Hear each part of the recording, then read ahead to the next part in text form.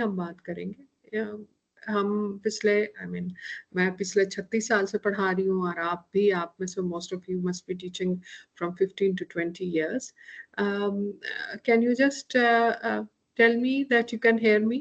अगर मेरी आवाज आप तक पहुंच रही है तो just write yes on your board, chat board, so that yes you can hear me. Thank you. Now, before I know you all must be very tired. आप 2 sessions attend कर चुके हैं. So let's begin something on a lighter note. और हम शुरू करते हैं. हम लोग सब पहले पढ़ते थे, अब पढ़ाते हैं. And this is not something new to us, the classroom and the classroom situation. But जब मैंने पढ़ना शुरू किया था या जब मैंने पढ़ाना शुरू किया था तो it was a totally different scenario, एक टोटली डिफरेंट सिचुएशन थी आज से. इस बात को अभी 30 साल भी होने वाले हैं, ये भी ठीक है, मगर उन 30 साल में जो क्लासरूम जो है वो बिल्कुल चेंज हो गया है. उसके अंदर जो उसके डायनामिक्स हैं क्लासरूम के वो भी टोटली चेंज हो गए हैं.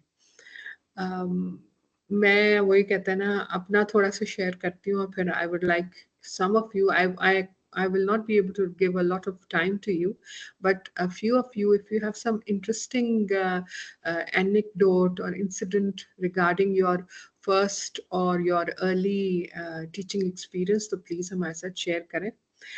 When I started teaching, I mean, I was lucky enough कि मैंने जब मास्टर्स किया तो उसके एक साल में I got my lectureship and I was appointed as a lecturer and I was sent to a classroom.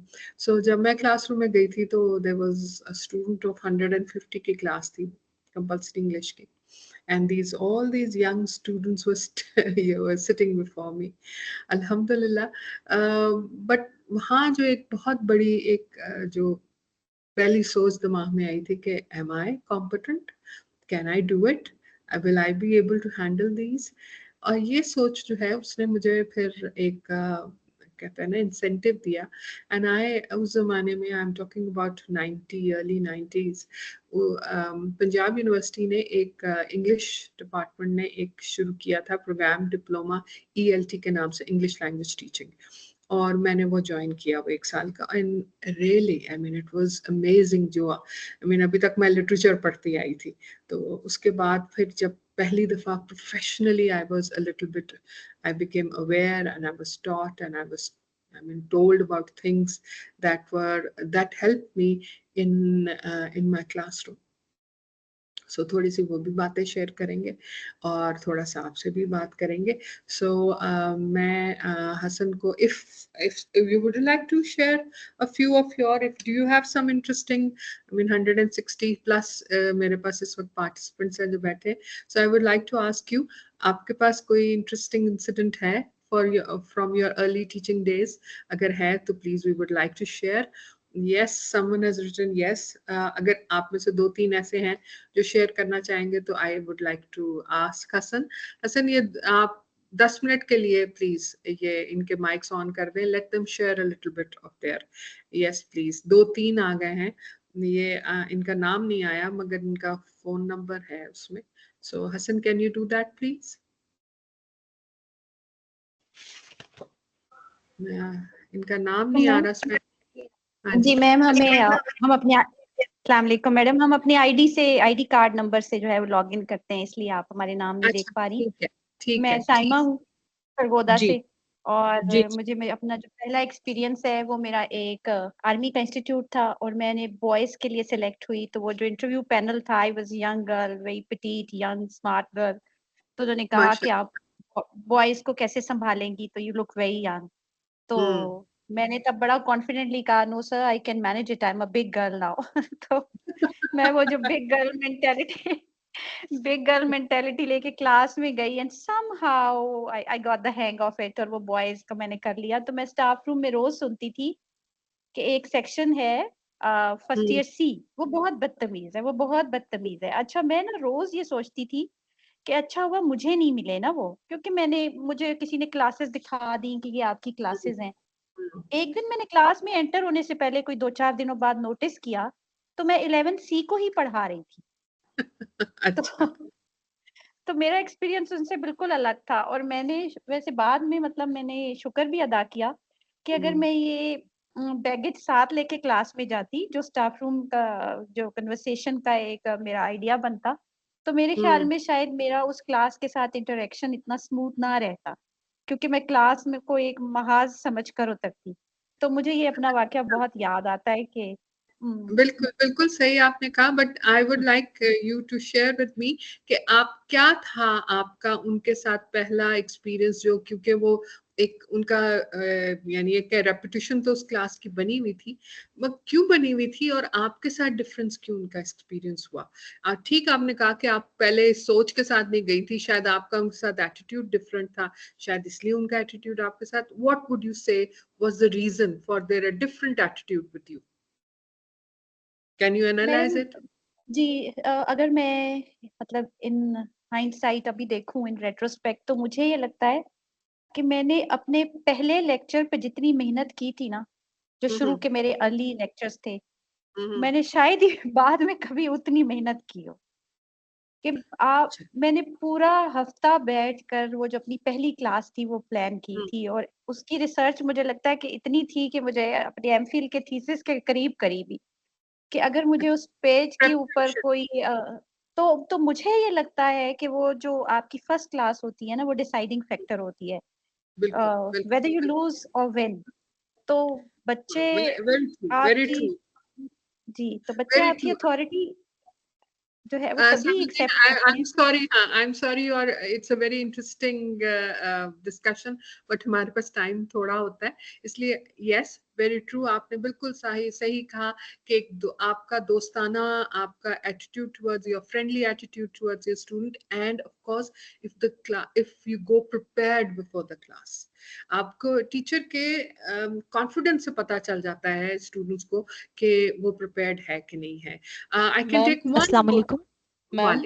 अस्सलाम वालेकुम। I had a very similar experience. Shafaq Jafri बात कर रही हूँ मैम। आप दो मैंने हैं, जब पढ़ाना स्टार्ट किया था, जी सॉरी, अच्छा मुझे सुनाई नहीं दे रही उनकी आवाज। मैंने कहा कि मैंने जब पढ़ाना स्टार्ट किया था देन जी बताइए। आई वाज नहीं, आप नाम बता जस्ट अंडर मैट्रिक। अच्छा, शफक जाफरी बात कर रही हूँ गुजरात से। जी मैं तब मैंने मैट्रिक के एग्जाम्स दिए हुए थे, तो मेरे अपने मामू जो है उनका स्कूल था, वहाँ पे 3 क्लास उनकी सबसे बिगड़ी हुई क्लास थी, जिसको कोई टीचर लेने को तैयार नहीं था। तो उन्होंने मुझे इस चीज़ पे राजी किया कि जब तक तुम्हारा रिजल्ट नहीं आता तो तुम इस क्लास हमारी को सुधारो। तो तब अभी मेरा एक्सपीरियंस ज़ाहिर नहीं था, मैं खुद एज अ स्टूडेंट थी, लेकिन अल्हम्दुलिल्लाह मैंने उन बच्चों की सतह पे आके उनको कुछ प्यार से, कुछ डांट के, कुछ ये एहसास दिला के कि भाई मैं आपकी वेल विशर हूँ, उनको इस लेवल तक ले आई कि बिलीव मी कि मैंने उनको जस्ट वो 2-3 मंथ्स पढ़ाना था जो रिजल्ट अवेटिंग था, लेकिन वो बच्चे यहाँ तक पहुंच गए कि वो जो टीचर्स से भागते थे, टीचर्स को टॉन्ट करते, तंग करते, हर तरह से थे, वो बच्चे सुबह मेरे घर के बाहर लाइन बना के तो मुझे लेने के लिए आते थे कि टीचर आ जाए, हम आ गए हैं, आप भी आ जाइए। तो आई थिंक सो दैट कि सबसे ज्यादा जो चीज है ना, एक जब आपका स्टूडेंट ये चीज पिक कर जाए कि आप वाकई एक्चुअली उसके वेल विशर हैं, उसके खैर ख्वाह हैं, तो चाहे आप उसको छुरी से भी जिबा करने लगे ना, तो वो एक सेकंड के लिए भी पीछे नहीं हटेगा और कभी अनॉयड नहीं होगा। इवन देन वो ये समझेगा इसमें मेरी बेहतरी है। थैंक यू मैम, बहुत शुक्रिया, अल्लाह हाफिज। राबिया मुरहयात बात कर रही हूँ लाहौर से। जी Rabia, I have a very similar experience. 2009 की बैच हूँ एज ए लेक्चरर। उससे पहले मेरे पास थोड़ा सा फ्री टाइम था, तो मैंने यहाँ पर उस वक्त लाहौर में 2008 की मतलब लेट 2008 की मैं बात करी, यहाँ पर एक फेमस स्कूल चेन था एलाइड के नाम से, एलाइड स्कूल जी। उसके एक कैंपस में मुझे भी जो क्लास अलॉट हुई थी दैट वाज 8th, और मेरा सब्जेक्ट जो है वो अरेबिक है, तो मुझे इस्लामियात की क्लास दी गई थी। तो मुझे भी यही बताया गया था कि ये आपके लिए बहुत बहुत चैलेंजिंग है, तो अगर आपने इनको हैंडल कर लिया तो हम आपको मतलब you are on our board, और इस तरह से जो भी हम उनका मतलब उन्होंने इसको as a part of negotiation उसको इस चीज को उन्होंने मेरे सामने रख दिया था। आपके लिए एक चैलेंज उन्होंने बनाया। जी, if you can handle them you can handle this section, then you are qualified for our allied. उस वक्त 2008-9 में ये मतलब जो एक फेमस नेटवर्क्स होते हैं ना स्कूल्स के लाहौर में, उनमें से था। मुझे अभी करंटली उनकी सिचुएशन का नहीं पता। बड़ा सा कैंपस था जहाँ पर मैं गई। मैम मेरे लिए अगेन जैसे अभी जो हमारी फर्स्ट स्पीकर है जैसे उन्होंने बताया, मैंने भी ऐसे ही 2-3 दिन तकरीबन मुझे लगे थे लेक्चर को तैयार करने में। इंटरेस्टिंग टॉपिक ये है, इंटरेस्टिंग बात ये है कि टॉपिक था तौहीद। और तौहीद तो आपको पता है, हम सब जानते हैं पाकिस्तान में ये बहुत कंट्रोवर्शियल सा टॉपिक है। लेकिन इसको मैंने जैसे बुक में लिखा हुआ था बस एज इट इज, जो मुझे एक वो सिलेबस से मिला था। आई एम सॉरी मैं मिक्स कर रही हूँ बात को। मैं ये जिस क्लास में मैं गई थी दैट वाज फर्स्ट ईयर। अच्छा, फर्स्ट ईयर का उनका जो बोर्ड की बुक है ना उसमें ये तौहीद का है पहला टॉपिक। तो बॉयज की क्लास में उसका नाम मैं अपनी तरफ से पूरी तैयारी वगैरह करके गई थी। जो भी था मुझे बताया गया था कि जैसे क्लास की जो भी अरेंजमेंट होती है ना, तो वो काफी अरसे से उस अरेंजमेंट को कोई चेंज ही नहीं करता था। तो ऑटोमेटिकली ऐसा हो गया था कि लास्ट जो 3 रोज थे ना उस क्लास में वो ही प्रॉब्लमेटिक थे। वो एक बल्क बन गया था। मुझे इस शरारती बच्चों का बन गया होगा ना, एक पूरा वो ब्लॉक बन गया था। मेरा ये कोई प्री प्लान नहीं था। मैं जब क्लास में एंटर हुई, एक तो मैंने उनको गैप इतना भी नहीं दिया, मैंने अपना इंट्रोडक्शन भी नहीं दिया। मैंने कहा अस्सलाम वालेकुम, वालेकुम सलाम, अपना नाम सिर्फ बताया, ओपन योर बुक्स, और मैंने स्टार्ट कर दिया। दूसरे मैंने ये शुरू किया, मैंने वॉक करना शुरू कर दिया क्लास के अंदर, क्योंकि वो काफी तादाद में बैठे हुए थे तो पॉसिबल नहीं था मैं एक जगह पे फ्रंट पे खड़े होके या डाइस पे खड़े होके मैं सबको सुना सकूं अपनी आवाज। तो मैंने वॉक करना शुरू कर दिया। जब मैं एंड पे पहुंची ना, तो मुझे इस लिहाज से नहीं कि वो सारे अब बदतमीज इकट्ठे हुए हैं या इस तरह से, मैंने ना मुझे थोड़ा सा ऐसे फील हुआ, एक नेचुरल हमारे अंदर टीचर्स के अंदर ये चीज होती है। वो कुछ छोटे कद के लोग बैठे हुए थे, कुछ ऐसे मिक्सअप से बैठे हुए थे, तो उनको मैंने हिलाना शुरू कर दिया। वो जो शॉर्ट हाइटेड थे उनको मैं फ्रंट पे ले गई। मैंने बात करते करते ना और चुटकियों से बोले बगैर, मतलब मैं चुटकी बजाती थी, अटेंशन लेती थी। मैं कहती थी कि बेटा आप आ जाएं, मैं उसको आगे ले जाती थी। जो आगे बैठा होता था मैं उसको कहती थी आप पीछे चले जाएं। तो यही मेरी प्रैक्टिस हो गई। 1 वीक, एक हफ्ते के बाद मेरी जो है मेरा माइंड बन गया कि मैंने अब वो जो मैंने तैयारी करनी थी पीपीएससी वगैरह की और उस तरह से, और दूसरा वो मेरी अपनी कुछ फैमिली वजूहात की वजह से उस जॉब को मैं कंटिन्यू नहीं कर सकती थी। उस वक्त मेरे हस्बैंड जो हैं वो रहीम यार खान में थे। I had to leave. जब मैंने छोड़ा तो वो पूरी क्लास प्रिंसिपल के पास चली गई कि आप कुछ भी कर लें, हमें कोई भी सजा दे दें, इन टीचर को ना हटाएं। और जो उन्होंने रीजंस दी थी ना, मतलब प्रिंसिपल था वो इतना वो शॉक में चला गया, कहता है कभी इन लोगों ने तो पढ़ाई का कभी नाम ही नहीं लिया, लेट अलोन कि किसी टीचर के लिए आवाज उठाएं। एप्लीकेशन में उन्होंने लिखा हुआ था, उर्दू में लिखी हुई थी, उन्होंने ये कहा था कि ये जो है ना ये पहली टीचर हैं जो हमसे इतना नजदीक आई है और हमें फिर पता चला है कि हमें डिसेंट होना पड़ेगा। ठीक, thank you so much. Male भी टीचर आते तो हमारे नजदीक नहीं आते थे। तो ये मेरे लिए बड़ा it was life time lesson कि स्टूडेंट को बाकी एज अ ह्यूमन भी ट्रीट करना चाहिए। आगे से बहुत काम है। Thank you. Can we continue? I think we will have a session at the end too. वहाँ पे अभी आप बात कर सकेंगे. But I would like to continue with my lecture. I have what जो मैं कहना चाह रही थी वो आप लोगों ने सबने कहा है, वही मेरा लेक्चर है कि from authority to ally. जब हम स्टूडेंट्स थे तो हमें जब पढ़ाया जाता था तो हमें जिस तरह सिखाया गया था वो माहौल फर्क था, और आजकल उस 30-35 साल के बाद अब माहौल बिल्कुल फर्क है। नाउ अथॉरिटी फिगर, अब आपका टीचर अथॉरिटी फिगर नहीं हो सकता। The teacher has to be a friend now, a guide and a friend. Supervisor हो सकता है, गाइड हो सकता है, आपका फ्रेंडली, आपको एक एटमॉस्फेयर के अंदर आपको स्टूडेंट्स को गाइड करना पड़ता है और उन्हें पढ़ाना पड़ता है। सो लर्नर डिमांड और लर्नर नीड टोटली चेंज हो गई है। नाउ दिस इज हम लोग जब शुरू में, वही जो मैंने अपनी बात शुरू की थी, उस वक्त जब मैं क्लासरूम में मैं जब पहली दफा गई, तो this is what I felt कि we need a training, I need a training where I need to be taught कि मैं इस क्लास को किस तरह हैंडल करूं। और जितनी देर मैं पढ़ा रही हूँ, तो आहिस्ता आहिस्ता इस चीज को मैं वो उस गैप को ही फिल करती रही हूँ, अपनी मैंने ट्रेनिंग्स ये करती रही हूँ। और यही यहाँ पे भी जो आज आपको ट्रेनिंग दी जा रही है, उसका भी मकसद कुछ हद तक यही है कि वो चीजें जो हमें लैक हैं, जो क्लास, एक तो बहुत सी चीजें हमें पहले से ही पता है, सो हमें पहले से ही पता है, जिसकी वजह से हमें वो हम कर रहे हैं कुछ। जिस तरह मैंने शुरू में अपने सीनियर से सीखा, फिर उसके बाद मैंने कुछ ट्रेनिंग्स की और उनसे सीखा। ये सब चीजें हम जो आहिस्ता आहिस्ता सीखते हैं, ये हमें आज आई फील कि हमें रिफ्रेश करने की जरूरत है, फिर से हमें उनको दोहराने की जरूरत है, सो दैट हम अब जब क्लासरूम में जाएं तो हम फिर से एक नई सोच के साथ जाएं। उसके लिए we will look at my थोड़े से जो मैंने हैंडआउट्स बनाए हुए हैं और थोड़े से मेरी प्रेजेंटेशन है, if you can look, there are many different approaches to, आपको ये मेरा प्रेजेंटेशन जो है वो आपको शेयर कर दी गई होगी, आपके व्हाट्सएप किसी में होगी, आप प्लीज उसको खोल लें और आप उसको देखें प्लीज। पहला जो है, there are many approaches to learning, modern approaches to, क्योंकि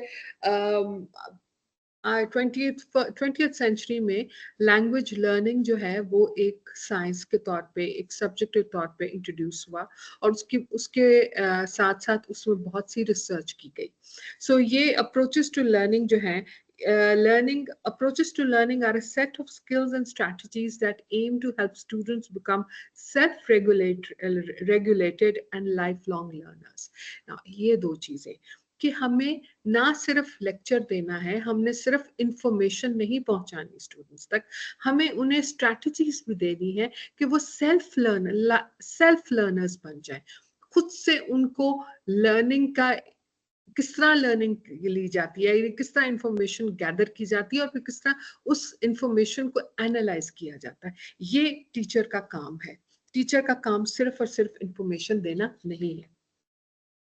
Now, the different approaches in teaching are experimental and inquiry learning, cooperative learning, intelligence and thinking based teaching, and emotion and motivation based teaching. So, ये सारी जो है, ये different तरीके हैं जो teacher इस्तेमाल करती है क्लासरूम के अंदर अपने स्टूडेंट्स को मोटिवेट करने के लिए और पढ़ाने के लिए। बेसिकली जो लर्निंग स्टाइल्स है, अब वन इज अप्रोचेस, अप्रोच है कि आप थॉट क्या है उसके पीछे। आप स्लाइड चेंज कर दीजिए हसन प्लीज, जो है, और उसके बाद जो है स्टाइल्स क्या है डिफरेंट, जो आप उसमें तरीकेकार जो इस्तेमाल करते हैं। The 4 styles are visual, auditory, reading and writing, and kinesthetic. हाँ जी, ये पहली थी अप्रोचेस टू लर्निंग। अगली वाली भी चेंज कर दीजिए Hasan please. I am on now the third. हाँ जी, ये these are the different approaches to teach. I will not, ये basically ये सब चीजें नेट पे मौजूद हैं, आप कोई भी आप खोलेंगे, इनके लिंक्स खोलेंगे, आपको ये सारी इंफॉर्मेशन मिल जाएगी। सो आई विल, मैं स्लाइड्स के थ्रू नहीं पढ़ाती हूँ। Slides are basically guides for you to afterwards, आप जो इंफॉर्मेशन हासिल करना चाहें, आप इन स्लाइड्स के थ्रू आप हेल्प करके नेट से आप सारी इंफॉर्मेशन ले सकते हैं। So I will not go into detail about these. Next, please, Hassan. The 4 styles, learning styles, are visual, auditory, reading, and writing. The styles reflect the different ways individuals prefer to absorb, process, and retain information. अच्छा, अब बड़े मजे की बात है। When I was studying language को जब मैं कि how language is learned by different individuals, तो वहाँ पे एक case study थी, उसमें ये था कि there was a person who looked at a page, और उसको वो पेज जो है उसे याद हो जाता था। So he could, जब वो लिखने लगता था तो वो उस पेज को जिस तरह, जो लफ्ज जिस लाइन में जिस तरह लिखा हुआ है, वो एग्जैक्टली उसे वो फोटोग्राफिक मेमोरी कहते हैं।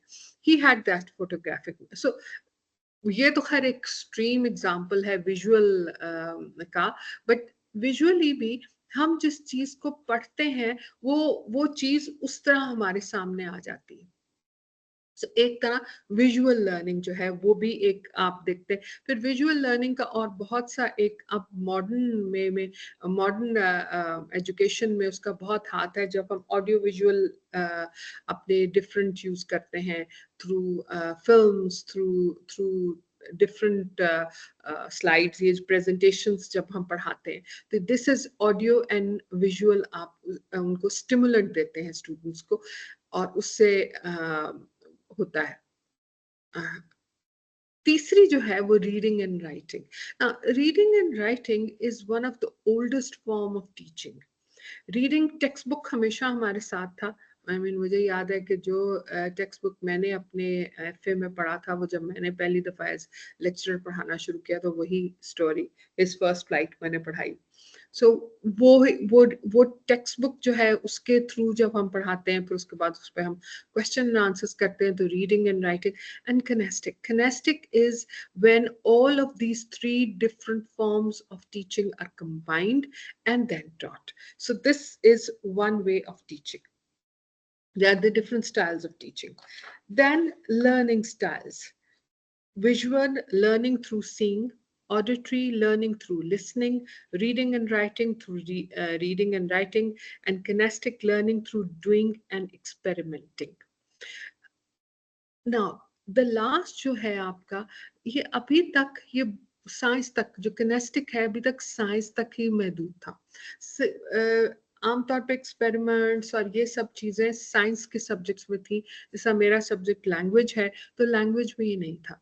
मगर अब हम मॉडर्न क्लासरूम के अंदर ये जो लर्निंग थ्रू डूइंग जो है अब हम करते हैं। जिस तरह हम रोल प्ले करते हैं, हम क्लासरूम में स्टूडेंट्स डिफरेंट कैरेक्टर्स पोर्ट्रे करते हैं। सो ये अब हर किस्म की लर्निंग, हर किस्म के सब्जेक्ट में ये किनेस्टिक लर्निंग जो है, अब it has become part of that. Different pedagogical approaches. Now different, ये नाम है different approaches के।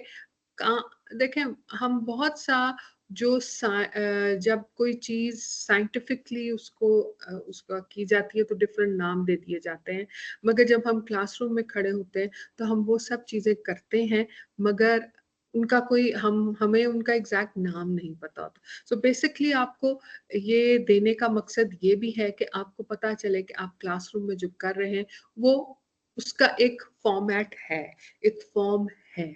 सो वो उसमें जो डिफरेंट अप्रोचेस हैं, आपका स्लाइड्स होंगी, ये सारी स्लाइड्स आपके किसी ना किसी आपके इनबॉक्स में कहीं मौजूद होगी। You can go there and look at the slides.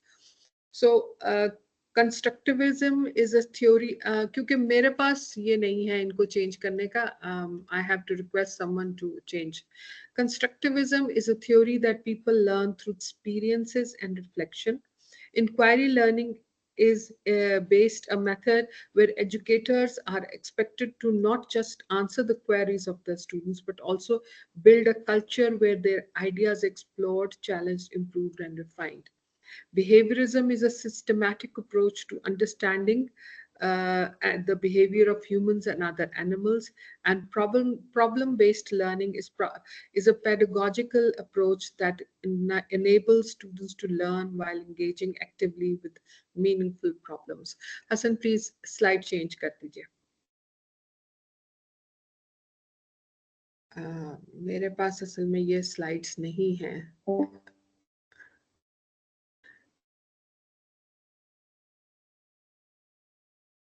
All right. Now, ये 4 जो अप्रोचेस हैं टू टीचिंग। अच्छा, आज का हमारा लेक्चर जो है ना, बेसिकली हम we are going to discuss जो हमारी कर्म भूमि है, जो हमारा मैदान जंग है, दैट इज क्लासरूम। उस क्लासरूम में हम सब आपके ग्रुप 1 में ये शेयर हो चुकी हैं स्लाइड्स, आप वहां से देख लें। ये सारी स्लाइड वहां आपके पास मौजूद है। हम लोग सारे अपने क्लासरूम के अंदर we are all successful teachers. We are all very successful in teaching, in being able to impart knowledge to our students.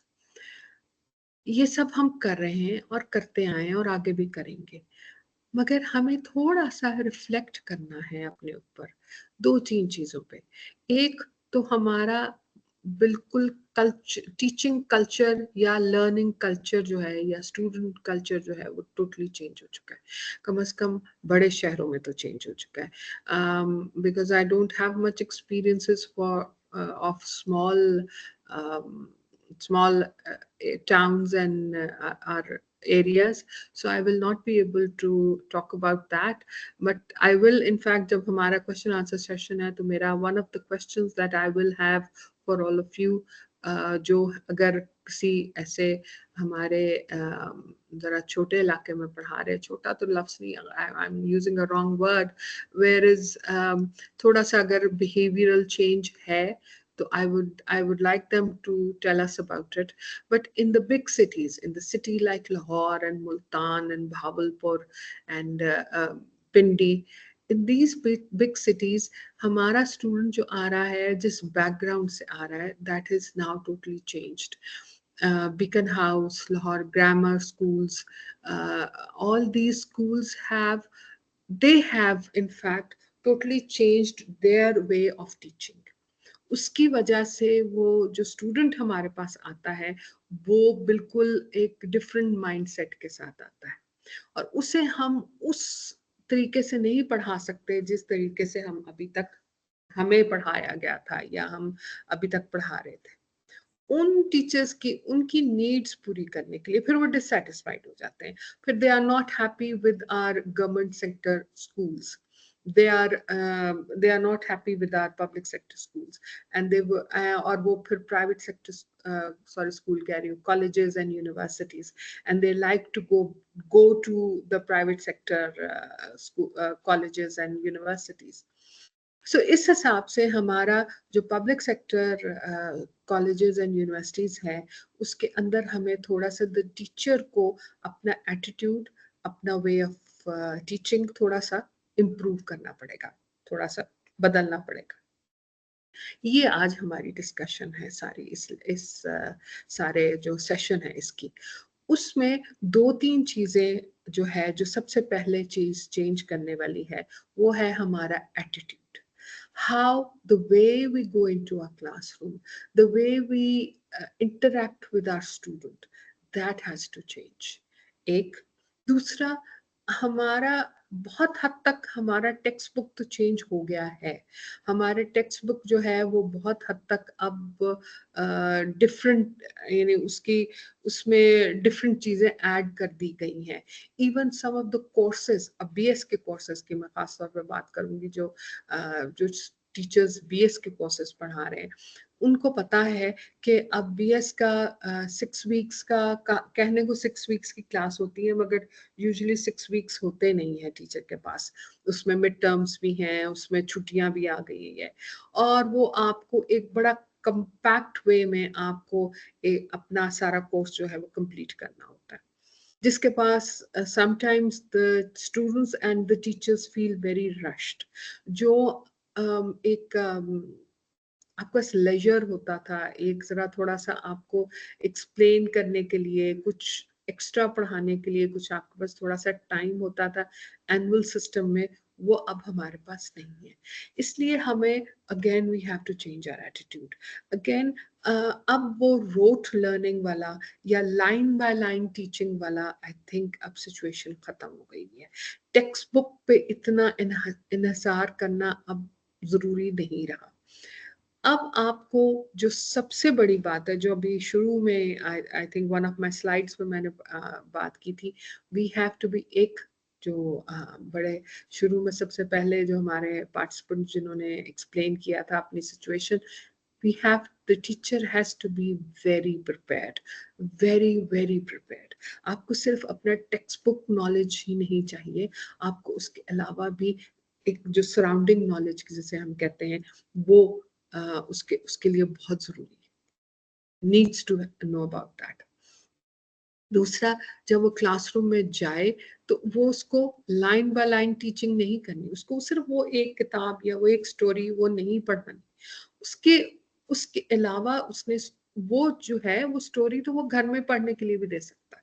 आप जिस तरह I remember I was doing it in I was teaching literature and I had to teach this novel, और उसको when I thought about it, तो मैंने कहा मेरे पास तो एक हफ्ता है इस नॉवल को पढ़ाने के लिए, I will not be able to, अगर I go by page, I think Farewell to Arms पढ़ाना था मैंने, and I thought कि अगर मैं इसको इस तरह शुरू किया तो ये तो कभी भी नहीं खत्म होगा, तो पूरे 2 महीने लग जाएंगे मुझे इस नॉवल को खत्म. So what I did was I divided my class into different groups, and उन groups को मैंने chapters assign कर दिए. And each group had to prepare one. और हर ग्रुप के साथ मेरा काम ये होता था कि मैंने हर ग्रुप के साथ एक अलग सेशन किया, और मैं उसके साथ उनके साथ डिस्कस किया कि आप इसमें आप इमेजरी किस तरह ढूंढेंगे. So basically I taught them how to analyze that text. उसमें सिंबलिज्म किस तरह देखना है, मैंने उसमें उनसे इमेजरी किस तरह देखनी. And then that class you had to do one week के अंदर there were I think a group of 4 या 5-6 ग्रुप्स बने थे. उन 6 ग्रुप्स की 6 presentations they did in the classroom. और वो जो थी उसके अंदर उन्होंने कैरेक्टर्स भी डिस्कस किए, उन्होंने इमेजरी भी डिस्कस की, उन्होंने सिंबलिज्म भी डिस्कस की, उन्होंने लैंग्वेज भी डिस्कस की. And then at the end of the week I gave them comprehensive questions, जिसके अंदर वो जो सारी नॉलेज उस वीक में थी वो उन्होंने summarize करनी थी in these questions. और वो questions assignments बन गए, और वो assignments मैंने फिर उसके बाद वो मुझे hand in हुई. Basically what I'm trying to say it कि आपको एक स्टूडेंट्स को आपको enable करना है, उनको इस काबिल बनाना है कि वो खुद से चीज तैयार कर सके. आपका काम गाइड का, आपका काम एक काइंड ऑफ एक authoritative figure in the sense that कि आपने उनको पुश करना है, उनको गाइड करना है, उनको रास्ता दिखाना है, मगर आपका काम उनको वो खिचड़ी पका के उनके मुंह में डालना नहीं रहा. That is not the way now. So in a way ये जो डिफरेंट अप्रोचेस अगर आप देखेंगे, आप डिफरेंट अप्रोचेस जो इसमें मेरे प्रेजेंटेशन में हैं, इन चारों अप्रोचेस को हम टीचर्स डिफरेंट अपने लेक्चर्स के अंदर, डिफरेंट अपने जो हमने पढ़ाना होता है उसमें हम टू सम एक्सटेंट हम इनको इनकॉर्पोरेट करते हैं. So we teach theory through experience and reflection. We we give them ideas to explore. We make them understand the behavior of humans, and we also teach them how to solve problems. So all ये चारों जो हैं pedagogical approaches जो हैं हम use करते हैं, और या हमें use करनी चाहिए in our classroom. अच्छा, अब ये तो हो गया the attitude of the teacher in the classroom. How the teacher has to, यानी हमें willy nilly जिसे कहते हैं, we have to come into the modern classroom. और modern classroom की demand को हमने पूरा करना होता है. If we don't do that, then we will not be successful in our profession. अच्छा, यहाँ पे आगे चलने से पहले I would like to share, I would like to ask, और आपके पास आपका बोर्ड मौजूद है, उसमें प्लीज इस क्वेश्चन का आंसर जरूर दीजिएगा. Do you know what, let me see if I can, I should be able to, it is called,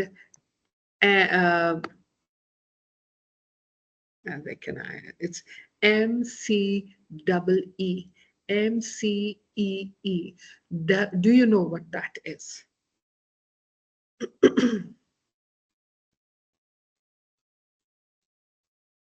It is the model code of ethics for educators.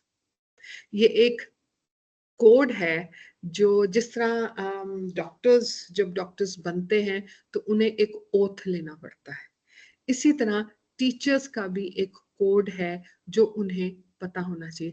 I think जिन लोगों के तो subject education है उन लोगों को तो इसके मुतालिक पता होगा, मगर जिन जैसे हम जैसे हैं, जिस तरह मैं अपने आप को कहती हूँ, हम जैसे जो हैं जिनको ये हमें इस चीज के मुतालिक नहीं पता था, this was something new that I learned, that there is a code that the teachers have to follow.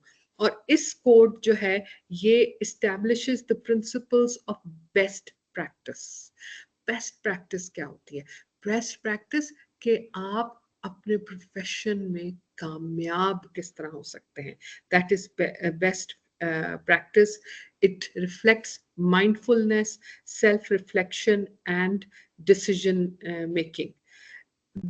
ये चार चीजें जो है ना, best practice, mindfulness and decision making, ये क्लासरूम में टीचर जो है उसके लिए ये चारों चीजें उसके लिए मस्ट है।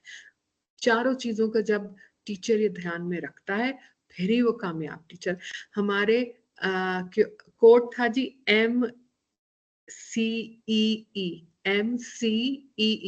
I will share this code with you, ये मेरे पास है। I will share this code, आपके मैं ग्रुप में इस कोड को शेयर कर दूंगी, so you will know. But anyway, I'm just going to read a little bit of it. आप इसको MCEE अगर आप नेट पे भी अगर टाइप करेंगे तो you will get this code. This is easily. The principle number 1 क्या है? इसका है responsibility to the profession.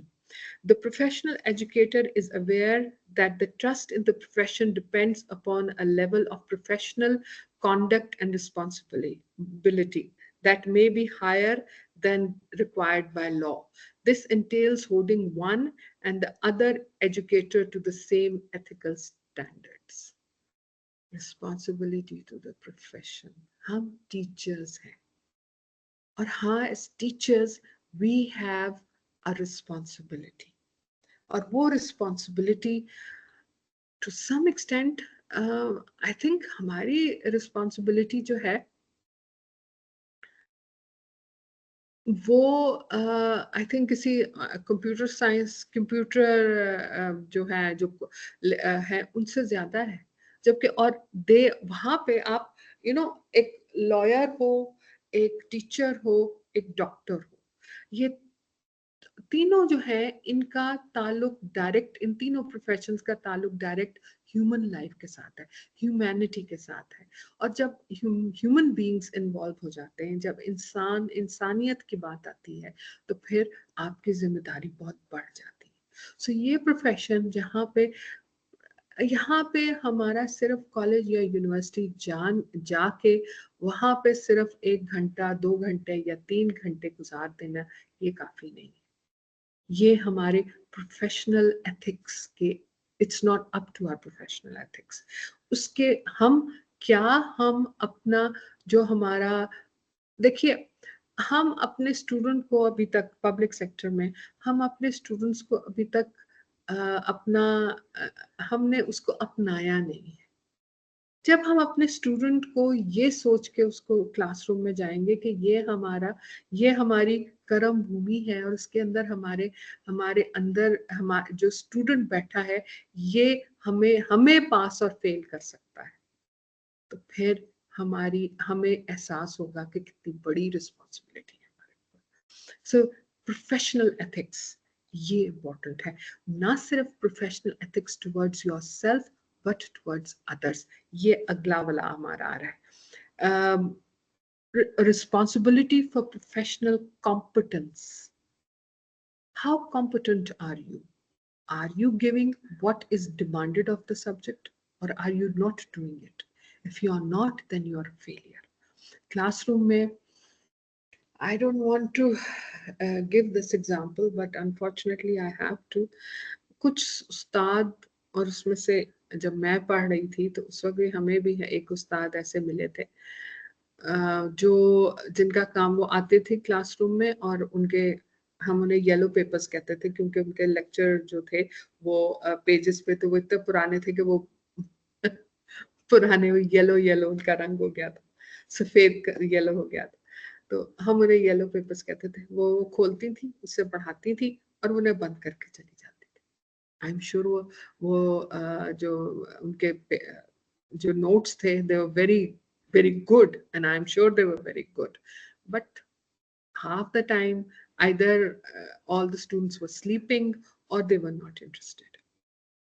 So do you think the professional needs और जो professional competence कितनी उससे हुई थी, कितनी पूरी हो रही थी? So it is, the professional educator is committed to the highest level of professional and ethical practices, including demonstration of the knowledge, skills, and disposition required for professional competence. जब आप अपने डॉक्टर से एक्सपेक्ट करते हैं कि वो doctor आपको best possible आपको इलाज करेगा, तो फिर हम अपने टीचर से भी एक्सपेक्ट करते हैं कि वो बेस्ट पॉसिबल हमारे बच्चों को नॉलेज देगा। नॉलेज ना सिर्फ नॉलेज देगा, उनको तैयार करेगा एक to be good human beings and to be good citizens of Pakistan. फिर उसके बाद नंबर 3 पे आ जाता है responsibility to students. The professional educator has a primary obligation to treat students with dignity and respect. The professional educator promotes the health, safety, and well-being of students by establishing, maintaining appropriate verbal, physical, emotional, and social boundaries. How important that is. कई दफा net पे, I mean YouTube पे तस्वीरें आ जाती हैं, clips आ जाते हैं, छोटे छोटे बच्चों को उस्तादों से मार पड़ रही है या कुछ है, तो बहुत दिल खराब होता है। So ये यहाँ पे ये चीज है ना, यहाँ पे I mean लॉ उनको पकड़ सकता है, सिर्फ इसलिए नहीं, ये तो है कि उन्होंने तशद्दुद किया, इस चीज पे तो पकड़ा, बट एज टीचर्स उन्होंने अपनी दिस इज, ये किसी स्लाइड में नहीं है, मैंने आपसे कहा मैं बाद में शेयर कर दूंगी, दिस इज, आप नेट पे जाएंगे आपको मिल जाएगा। सो responsibility of students for verbal, physical, emotional and social boundaries. इन चारों चीजों को आपको इनका ध्यान रखना है, इनका अहाता करना है।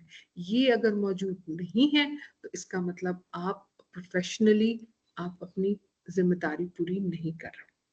Number 4 is responsibility to the teaching community. The professional educator promotes positive relationships and effective interaction with members of the educational community while maintaining professional boundaries. ये चीज इतनी जरूरी है कि हम स्टाफ रूम्स में कई दफा ऑर्गेनाइजेशंस में, एजुकेशनल ऑर्गेनाइजेशंस में धड़ेबाजियां बन जाती हैं, एक दूसरे के साथ एक खारबाजी शुरू हो जाती है। Why? We are all professionals, and as professionals we have to understand each other's boundaries, और इन बाउंड्रीज को इन बाउंड्रीज का हमें ख्याल रखना है एक दूसरे के लिए। सो इस चीज के लिए हम बहुत, we are bound by that. And finally, responsible and ethical use of technology. ये चीज जो है ना, ये because I'm teaching in a university at the moment, मैंने कॉलेज में भी पढ़ाया हुआ है और आजकल मैं एक यूनिवर्सिटी में पढ़ा रही हूँ। वहाँ पे और यहाँ पे आपके साथ भी जब हम बात कर रहे थे, तो बहुत से मैंने उस्तादों को देखा है, they have these very comprehensive lectures जो उनको ऑडियो विजुअल में वो दे देते हैं, जैसे कि दिस इज इट। नो, वहाँ पे ये चीज तो आप फिर तो कोई ऐसी बड़ी बात नहीं, आप ऑनलाइन उनको ये शेयर करें, उनसे कहें जी घर बैठे और पढ़ लें। Why do the students have to make the effort to come to the university or to the college? वहाँ पे इसलिए आपको ना सिर्फ खुद एथिकली इस टेक्नोलॉजी को इस्तेमाल करना है, बल्कि अपने स्टूडेंट्स को भी एथिकली इसको इस्तेमाल करना सिखाना पड़ेगा। यहाँ पे एक और भी है, आगे इसको मैं फर्दर लेके जाऊंगी, मगर पहले मैं ये पढ़ दूं. The professional educator considers the impact of consuming, creating, distributing and communicating information through all technologies.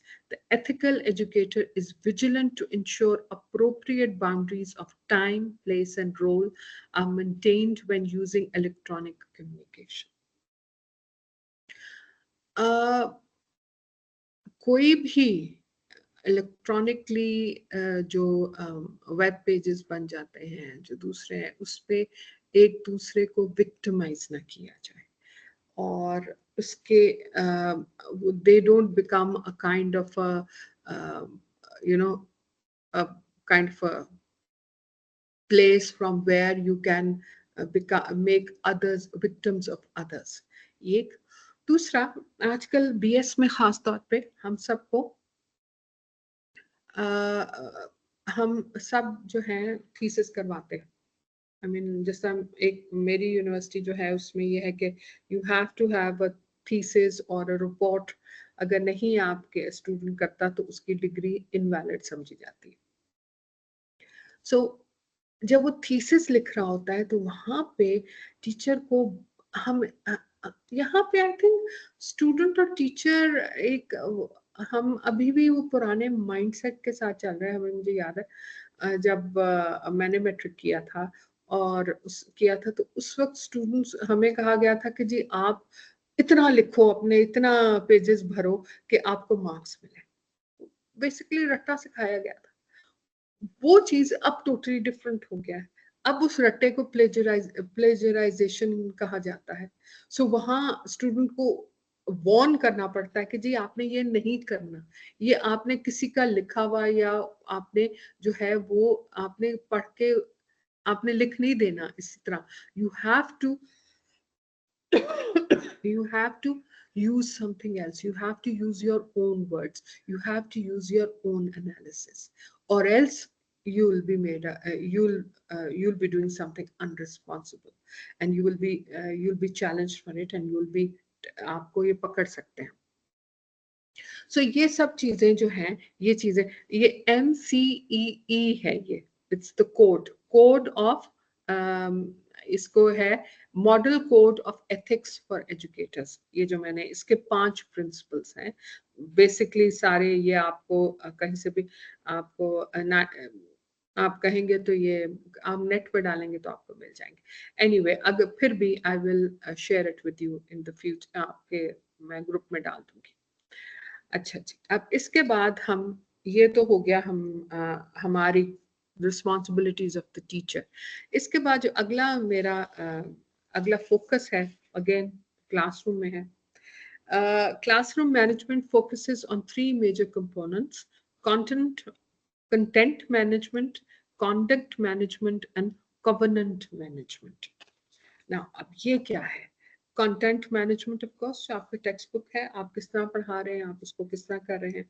Conduct management, conduct both of the teacher and the student. किस तरह आप टीचर किस तरह बिहेव कर रहा है और वो किस तरह. ये बहुत अच्छे एग्जांपल्स आई थिंक शुरू में हमारी कुछ टीचर्स ने दिए कि क्लासरूम में आप किस तरह हैं. अगला है how best a teacher can manage a classroom. Remember, engage. Arouse students' curiosity. Convey your passion for the subject. Make course material relevant. Assign challenging but achievable tasks. Give students some control over their learning, and be available to meet students before and after class and during office hours. Again हुई जो पहले बात हुई थी कि अब teacher का role बिल्कुल बदल गया है. अब टीचर का रोल सिर्फ क्लासरूम तक महदूद नहीं रहा. अब हम सिर्फ क्लासरूम में लेक्चर देके क्लासरूम से निकल के हम घर नहीं जा सकते. अब हमारे साथ हमारा स्टूडेंट एंगेज्ड रहता है एटलीस्ट 24 आवर्स नहीं तो 18 घंटे हमारे साथ एंगेज रहता है. आई रिमेम्बर कोविड के दौरान ऑनलाइन क्लासेस हुई थी और हमारे व्हाट्सएप ग्रुप बने थे स्टूडेंट्स के और टीचर्स के, अभी भी बन रहे हैं. और वो व्हाट्सएप ग्रुप्स जो हैं उनके अंदर मैसेज आते हैं, वहाँ पे टीचर्स के नंबर्स मौजूद होते हैं, स्टूडेंट्स आपको कभी भी कांटेक्ट कर लेते हैं, अपने मसले होते हैं उनके, मैडम मैंने असाइनमेंट में कल नहीं दे सकती, मुझे मैं 4 दिन बाद या 1 हफ्ते के बाद दे दूँ, ठीक है फाइन। मगर वो एक काइंड ऑफ एक स्टूडेंट टीचर जो है कम्युनिकेशन जो है वो आउटसाइड द क्लासरूम भी अब उतनी ही इम्पोर्टेंट हो गई है। So again, to be available for the students before and after class has become part of our job now. Then give students some ये जो है to give students some control over their learning. इससे क्या मतलब है? अभी तक क्या होता था? टेक्स्ट बुक आप लेके जाते थे क्लासरूम में, उस टेक्स्ट बुक पे अगर मैथ के हैं तो आपने आज ये प्रॉब्लम सॉल्व करवानी है। अगर आप इंग्लिश के टीचर थे जिस तरह हैं तो हमने ये वाली आज ये शॉर्ट स्टोरी कंप्लीट करानी है या ये पोइट्री करवानी है। तो बेसिकली आप the teacher had the control over the learning, but now things have totally changed. Now you have to hand over some responsibility and some of the control to the students. Now इसका example भी मैंने आपको भी दिया कि जो मैंने कहा था कि जब वो मैंने 1 हफ्ते के अंदर नॉवल खत्म कराना था तो उसमें I couldn't go line by line. So what I did was I gave the control of my text over to the students. और मैंने उनको गाइड किया कि उन्होंने किस तरह उस चीज को, उस टेक्स्ट को खंगालना है और उसका they have to get the gist of the whole thing to make course material relevant. अब बहुत सा, और ये आई थिंक अगर हमने पीछे अभी इस चीज की बात कर चुके हैं, नेट से किसी ने लिखा कि आपने नेट से बनाई है, मैंने नेट से बनाई है। वजह उसकी सिंपली ये है कि आप लोगों के लिए आसानी के लिए, क्योंकि जब मैं नेट से मटेरियल लेती हूँ तो उसके साथ लिंक्ड मटेरियल होता है और वो लिंक्ड मटेरियल एक्सप्लेन करता है। सो जब मेरे पास अगर टाइम नहीं होगा उस लिंक्ड मटेरियल का तो you can always go to the net, use my slides and look up that material. So it will be easier for you to get to the links. And agar aapki curiosity, if I can arouse your curiosity to look that up and to learn more about it, so it will be, you'll have no easily accessible aapke paas hoga. The ultimate goal is to ensure that both the students and the teacher get the most out of the classroom experience. Good classroom management should aim to create an organized and functional environment for teachers and students, establish opportunities for academic learning and personal growth. Yes, classroom mein both are important, the teacher and the student. अगर student learner need important है तो teacher needs भी उतनी ही important है. अगर classroom friendly होना चाहिए student के लिए तो teacher के लिए भी friendly होना चाहिए. Now this is a question I'm going to throw to you, all of you. You're all teachers and very senior teachers. How should a classroom be friendly for a teacher? What is there important in the classroom that makes it easier for the teacher to teach? This is a question I would like you to answer. So please think about it. You can always answer on your board पे आप मुझे answer कर सकते हैं. I will read out your answers to the rest of the participants can also read it. So if you would like to share it here, or if you want to share when we are going to talk, then you can do that.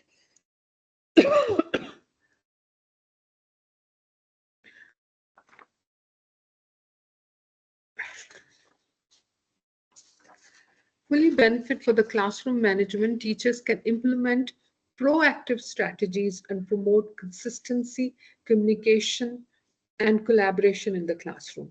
This includes setting clear expectations, establishing routines, and providing positive reinforcement to encourage desired behavior. Please next slide कर दीजिए. So आप अगर classroom अगर teacher के लिए और student के लिए इक्वली इम्पोर्टेंट है तो फिर उस मैनेजमेंट के अंदर क्या होना चाहिए?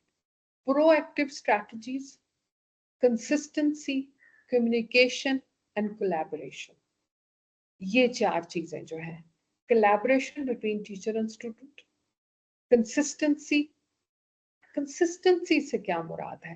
कंसिस्टेंसी इन द सेंस के ये ना हो कि आज एक चीज इस तरह कर, आज तो टीचर, अब मैं अपना ही एग्जांपल दे सकती हूँ, यानी अपने सब्जेक्ट का एग्जांपल दे सकती हूँ।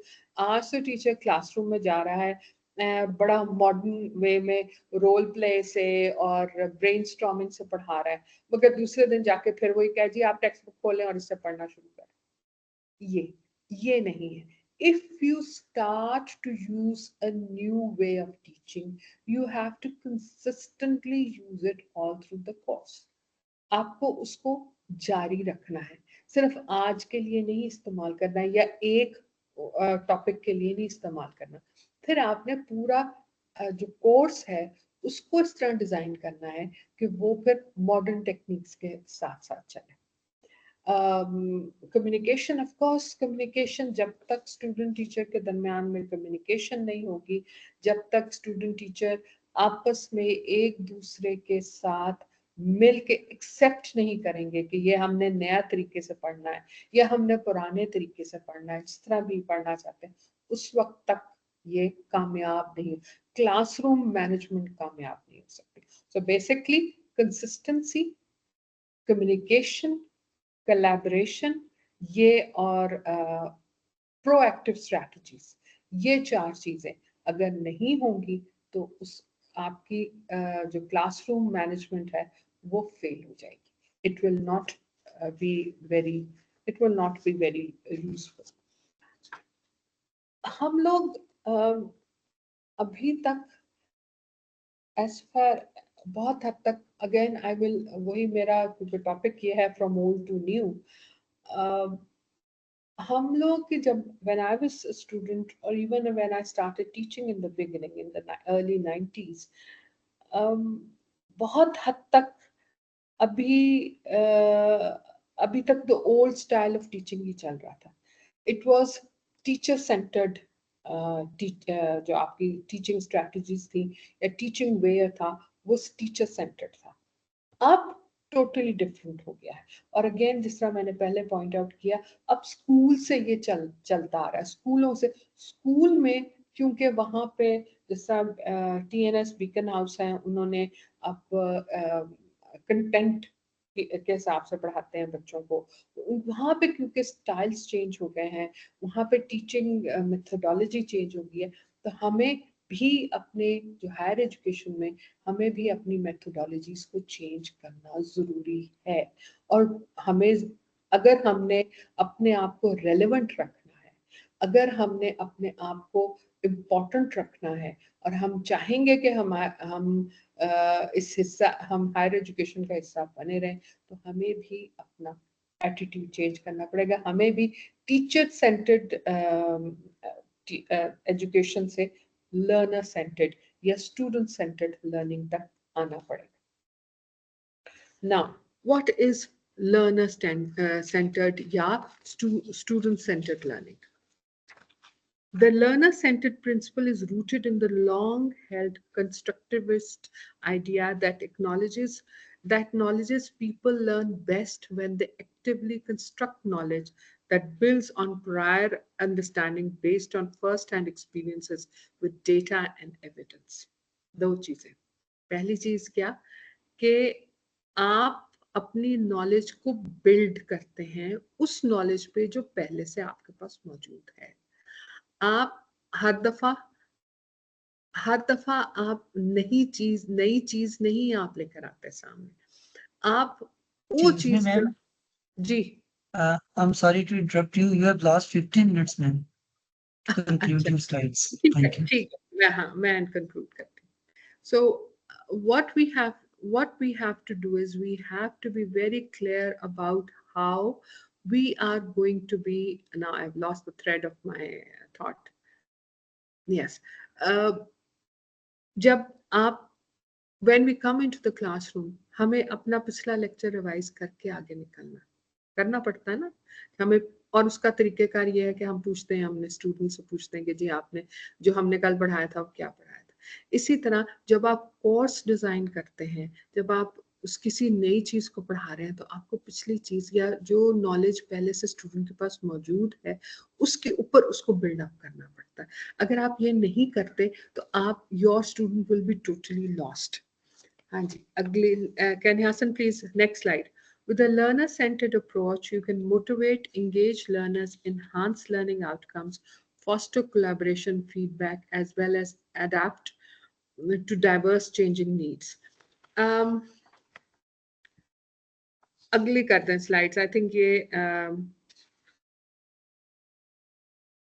ethics of teaching पे आ जाए, जो वो वाली slide है. I think ये learner-centered principles, तो I think we understand that, we have done that. आगे चलें जी.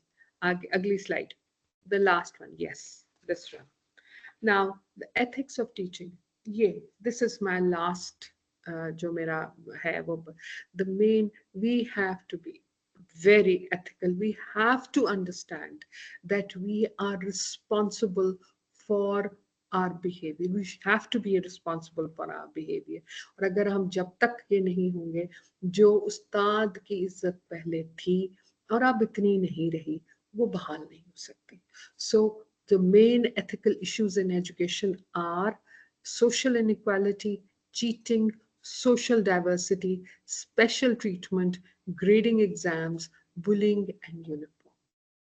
ये जो हमारे पास चीजें हैं, इनके अंदर जब तक हम इन 1 2 3 4 5 6 7 8 चीजों को कंट्रोल नहीं करेंगे, उस वक्त तक हम we cannot be successful teachers.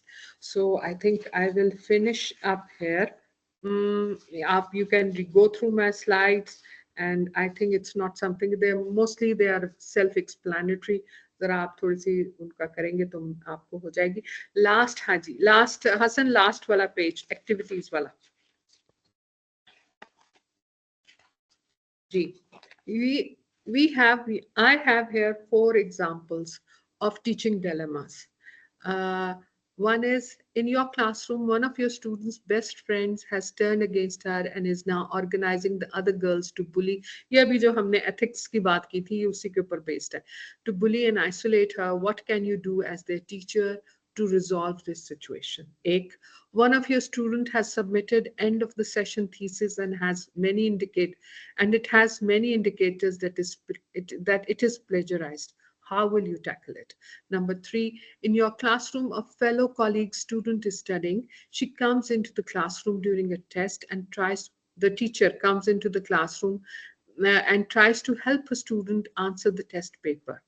Her daughter answered the test paper while the rest of the students are watching. How will you resolve the situation? Number 4 is the college or university time is off and you are ready to go home. On the way out, you see a student looking very upset. What will you do? Will you stop and try to resolve the student's problem, or inform the college administration on phone about the student and go and watch and catch your ride which is waiting outside? All right. Hasan, हमारे पास 10 minute ही रह गए हैं, मगर let's open the mics. Please इनको पढ़ लीजिए, and if any one of you has something to say about these 4 situations, can you quickly, please don't take a lot of time, quickly can you answer? हाँ जी, किसी ने लिखा है 4th dilemma अक्सर होता है. ये चारों real life example से लिए गए, इसलिए होते हैं. I would like you to answer. Who would like to do it? I don't have the names. Hasan, किसी एक का खोल दीजिए जिन्होंने हाथ खड़े किए हैं, प्लीज.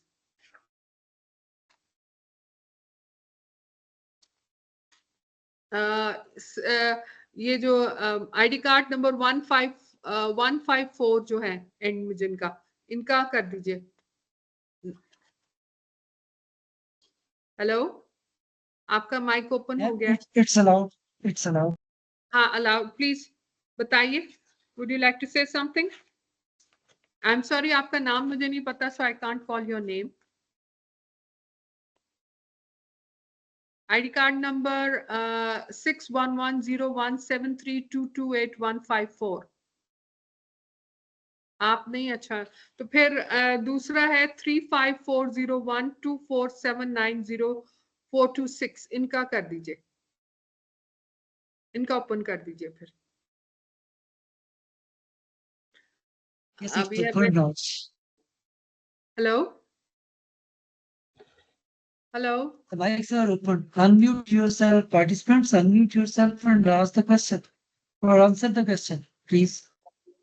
आप अपनी माइक को अनम्यूट करें एंड यू कैन टॉक। आप कुछ कह सकते हैं, इस वक्त आपका क्वेश्चन आंसर सेशन है। क्वेश्चंस मैंने आपको दे दिए हैं, आप आंसर कर सकते हैं if you would like to answer it. अपने माइक अनम्यूट कर लीजिए। Please unmute yourself, 61101. Unmute yourself and ask the question or answer the question.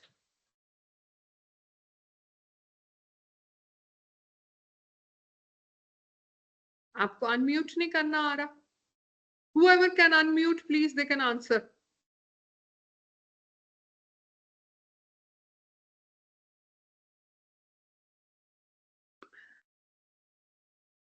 We have allowed the mics of all hand raised persons. Now unmute by yourself and ask the question. आप खुद जो जहां mic बना हुआ है उसको click करें, वो अनम्यूट हो जाएगा। आपको अनम्यूट करना, खुद हसन अनम्यूट नहीं करेगा। आपको खुद उस पे क्लिक करें अपने वो जो। अस्सलाम वालेकुम मैम। जी जी, वालेकुम सलाम। अच्छा मैम, मेरा क्वेश्चन ये है कि अभी आप जो डिफरेंट टर्म्स पढ़ा रही थी, जी जी तो हम ये सारी चीजें जो है वो अप्लाई करते हैं, तो जी। बात असल में ये है कि हम तो अपने सब्जेक्ट रिलेटेड जो है वो टर्म्स हमने बहुत सारी याद करनी होती हैं। मेरा क्वेश्चन ये है कि हमें इन टर्म्स के नेम्स क्यों याद करने हैं?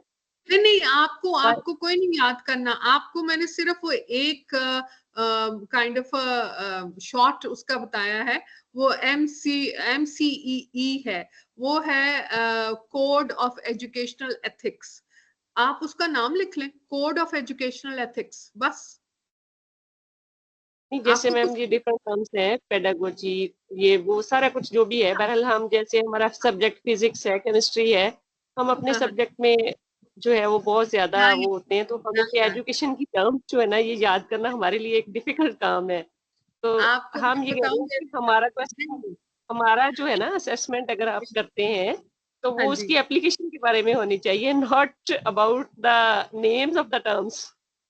I assure you, मेरा question will not be about the terms। ये मैं आपको बता दूं। मैंने आपको जिस तरह अभी भी आपका जो एक्टिविटीज का लास्ट पेज बनाया है, दैट इज सिनेरियो बेस्ड। मेरी कोशिश होगी कि आपका टर्म ये ना हो, आप फिक्र ना करें उसका, मेरी नहीं होगी। आप फिक्र ना करें, मेरे क्वेश्चन आंसर्स ऐसे नहीं होंगे। सो उसका ये है। मगर जो बेसिकली फिर वही मेरा आ जाता है कि हमारे टीचिंग हमारा प्रोफेशन है। हमारा सिर्फ फिजिक्स प्रोफेशन नहीं है, हमारा टीचिंग, हमारा सब्जेक्ट जो है वो फिजिक्स हो सकता है, मगर एजुकेशन की थोड़ी बहुत टर्मिनोलॉजी हमें आनी चाहिए। वजह यह है, अब मेरा सब्जेक्ट इंग्लिश है, मगर मैंने खुद कह रही मैंने हूँ आपको मैंने हाँ बीएड किया, एमएड किया, ये टर्म्स की थी, बट मेरा मतलब कहने का ये है कि हम यहाँ पे अप्लाई तो कर रहे हैं उसको, और इसकी जो आउटपुट है वो हमारे स्टूडेंट्स जो है वो दे सकते हैं।